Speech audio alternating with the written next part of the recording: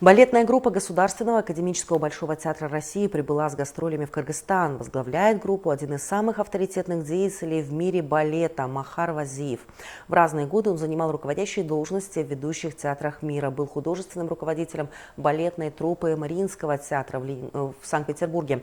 Затем руководил балетом в знаменитом театре Ла Скала в Милане, Италия. А почти 10 лет назад возглавил балетную труппу Большого театра России, где добился впечатляющих результатов и международного признания. Визит труппы рассчитан на 2 дня. В рамках гастролей состоится гала-концерт, на котором будут представлены самые яркие и узнаваемые фрагменты из классических балетных постановок.